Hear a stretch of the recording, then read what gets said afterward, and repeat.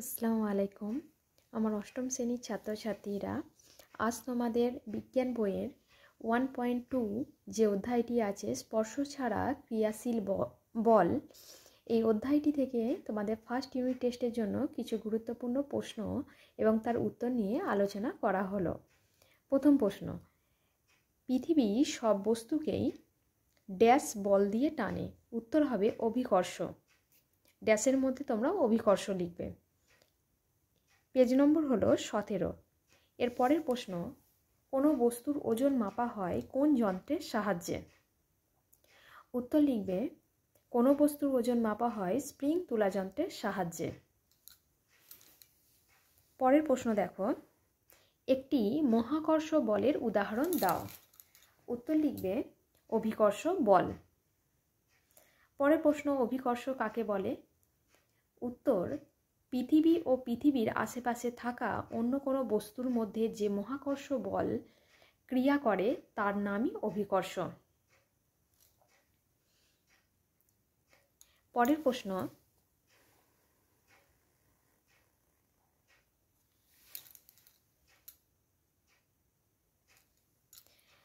সর্বজনীন মহাকর্ষ ধ্রুবক কাকে বলা হয়? উত্তর লিখবে, সর্বজনীন মহাকর্ষ ধ্রুবক জি কে বলা হয়। এর পরের প্রশ্ন, এসআই পদ্ধতিতে জি এর একক কী? উত্তর লিখবে, এসআই পদ্ধতিতে জি এর একক newton into metre square by K G square. এর পরের প্রশ্ন, এসআই পদ্ধতিতে জি এর মান কত? এসআই পদ্ধতিতে জি এর মান হলো 6.67 by 10⁻11 newton metre square by K G square. এর পরের প্রশ্ন, মুক্তিবেগ কাকে বলে? উত্তর, কোনো বস্তুকে ন্যূনতম 11.2 কিমি পার সেকেন্ড বেগে পৃথিবীর মাটির ওপর থেকে ওপরের দিকে ছোঁড়া হলে তা পৃথিবীর আকর্ষণের বাইরে চলে যায়, একে মুক্তিবেগ বলে। পরের প্রশ্ন, মুক্তিবেগের মান কত? উত্তর, মুক্তিবেগের মান হল 11.2 কিমি পার সেকেন্ড। পরের প্রশ্ন, পেজ নম্বর 18। প্রশ্ন হলো, যে কোনো বস্তুর ড্যাশ প্রভাব অসীম দূরত্ব পর্যন্ত বহাল থাকে? উত্তর হবে মহাকর্ষীয় প্রভাব। পরের প্রশ্ন, অভিকর্ষ বল কাকে বলে? তোমরা এটি বইয়ের মধ্যে লিখে নেবে। কোনো বস্তুকে পৃথিবী যে বল দ্বারা নিচের কেন্দ্রের দিকে আকর্ষণ করে তাকে অভিকর্ষ বল বলে। ইহাই হলো বস্তুর ওজন। পরের প্রশ্ন দেখো, এটার পেজ নম্বর হলো 20। অভিকর্ষজ ত্বরণ কাকে বলে? উত্তর, অভিকর্ষ বলের প্রভাবে অবাধে পতনশীল কোনো বস্তুতে যে ত্বরণের সৃষ্টি হয় তাকে অভিকর্ষজ ত্বরণ বলা হয়। পরের প্রশ্ন দেখো, একক ভরের বস্তুর ওপর অভিকর্ষ বলের মান ও অভিকর্ষজ ত্বরণের মান সমান, সত্য অথবা মিথ্যা? উত্তরটি লিখবে সত্য। এর পরের প্রশ্ন দেখো, এসআই পদ্ধতিতে জি এর গড় মান কত? উত্তর হবে, এসআই পদ্ধতিতে জি এর গড় মান 9.8 মিটার পার সেকেন্ড স্কোয়ার। পরের প্রশ্ন, চাঁদের গড় অভিকর্ষজ ত্বরণ পৃথিবীর গড় অভিকর্ষজ ত্বরণের কত গুণ? উত্তর হবে, চাঁদের গড় অভিকর্ষজ ত্বরণ পৃথিবীর গড় অভিকর্ষজ ত্বরণের 1/6 গুণ। এর পরের প্রশ্ন, 1 কেজি ভরের কোনো বস্তুকে পৃথিবী যে পরিমাণ বল দিয়ে আকর্ষণ করে তার মান কত? উত্তর, 1 কেজি ভরের কোনো বস্তুকে পৃথিবী যে বল দিয়ে আকর্ষণ করে তার মান হলো 9.8 নিউটন। পরের প্রশ্ন দেখো,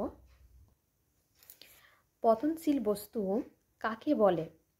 পৃথিবীর টানে কোনো বস্তু পৃথিবীর দিকে পড়তে থাকলে তাকে পতনশীল বস্তু বলে। পতনশীল বস্তুর পরের প্রশ্ন এটি, পতনশীল বস্তুর সূত্রগুলি লেখো।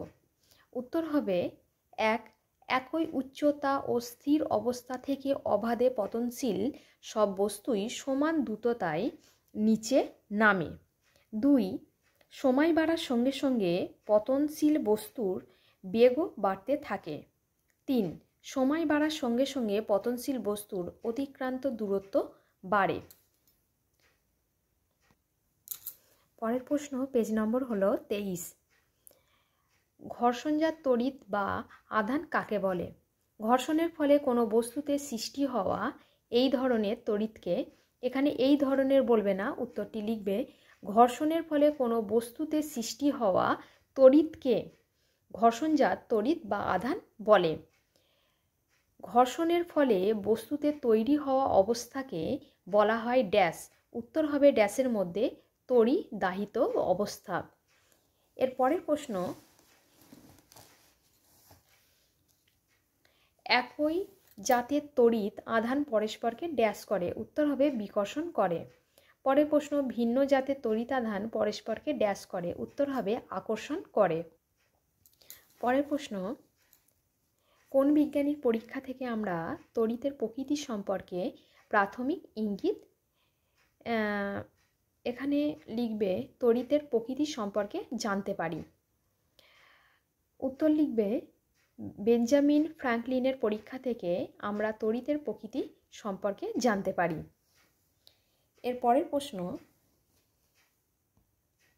পেজ নম্বর 25। কাঁচকে সিল্ক দিয়ে ঘষলে কাঁচে ধনাত্মক ও সিল্কে ঋণাত্মক আধান আহিত হবে। এখানে ধনাত্মকের নিচে ড্যাশ দিয়ে দেবে আর ঋণাত্মকের নিচে ড্যাশ দিয়ে দেবে। এখানে যে ছকটি তোমরা দেখতে পাচ্ছ, পশম, কাঁচ, কাগজ, রেশম, এরম পরপর দেখো 12টি দেওয়া আছে।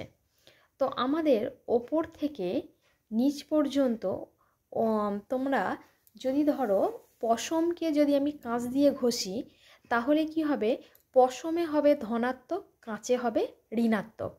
আবার যদি দেখো তোমরা মানুষের দেহের সাথে যদি আমি ধরলাম অ্যামোনাইট দণ্ডের সাথে ঘষা হলো, তাহলে মানুষের দেহ যেহেতু ওপরে আছে তাই ওটি মানুষের দেহের ক্ষেত্রে ধনাত্মক এবং অ্যামোনাইটের ক্ষেত্রে ঋণাত্মক হবে।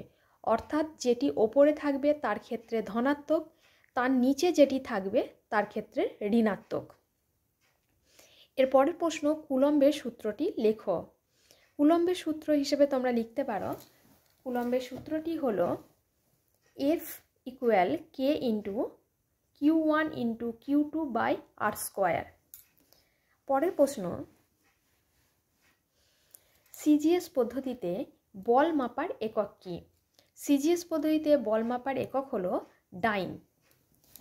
তোমরা বল মাপার একক প্রথম অধ্যায়ে পড়েছ। এসআই পদ্ধতিতে বল মাপার একক হচ্ছে নিউটন, আর সিজিএস পদ্ধতিতে বল মাপার একক হলো ডাইন। এর পরের প্রশ্ন, তড়িৎ মাপার একক কী? উত্তর হবে তড়িৎ মাপার একক স্ট্যাট কুলম্ব।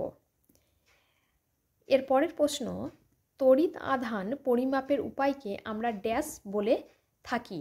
উত্তর হবে তড়িৎ আধান পরিমাপের উপায়কে আমরা গাউসের উপায় বলে থাকি। পরের প্রশ্ন, এখানে 3টি প্রশ্ন আছে। এসআই পদ্ধতিতে বল মাপার একক কী? উত্তর হবে এসআই পদ্ধতিতে বল মাপার একক নিউটন। পরের প্রশ্ন, এসআই পদ্ধতিতে দূরত্ব মাপার একক কী? উত্তর হবে এসআই পদ্ধতিতে দূরত্ব মাপার একক মিটার।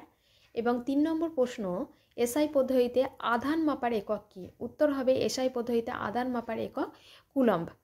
পরের প্রশ্ন, সমস্ত পদার্থ ড্যাশ দিয়ে তৈরি। উত্তর লিখবে সমস্ত পদার্থ পরমাণু দিয়ে তৈরি। পরের প্রশ্ন, একটি পরমাণু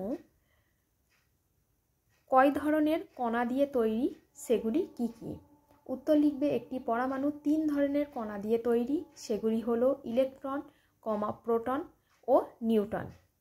পরের প্রশ্ন, একমাত্র কোন পরমাণুতে নিউট্রন থাকে না? উত্তর লিখবে একমাত্র সাধারণ হাইড্রোজেনে কোনো নিউট্রন থাকে না। এরপরের প্রশ্ন,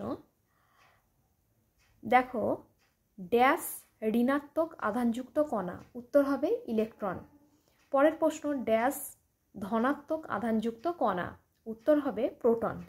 এর পরের প্রশ্ন, একটি নিস্তড়িত কণার নাম লেখো। উত্তর লিখবে নিউটন।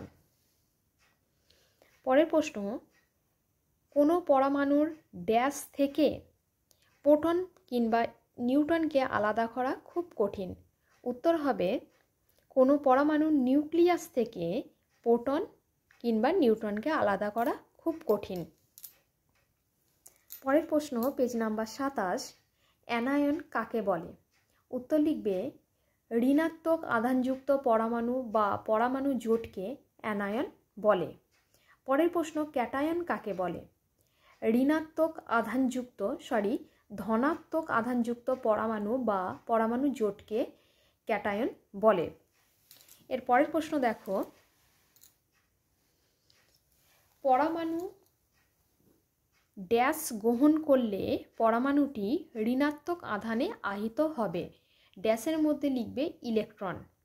এর পরের প্রশ্ন, পরমাণু থেকে ড্যাশ বেরিয়ে গেলে পরমাণুটি ধনাত্মক আধানে আহিত হবে। উত্তর হবে ইলেকট্রন।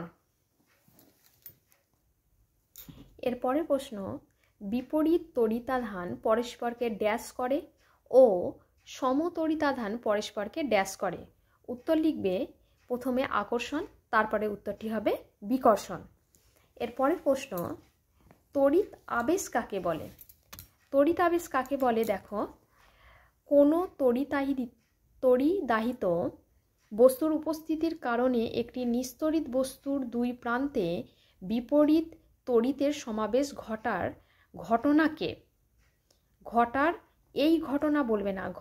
ঘটনাকে বলে তড়িৎ আবেশ। এর পরের প্রশ্ন,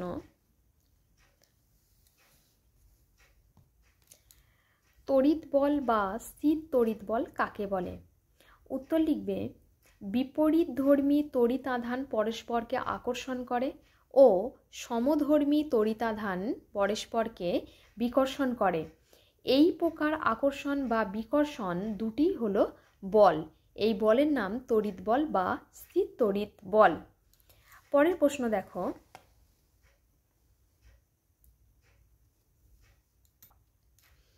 নিউক্লিয়াস আর ইলেকট্রনের মধ্যে ড্যাশ বল ক্রিয়া করে। উত্তর লিখবে নিউক্লিয়াস আর ইলেকট্রনের মধ্যে তড়িৎ আকর্ষণ বল ক্রিয়া করে। ভিডিওটি ভালো লাগলে লাইক এবং বন্ধুদের মাঝে শেয়ার করো।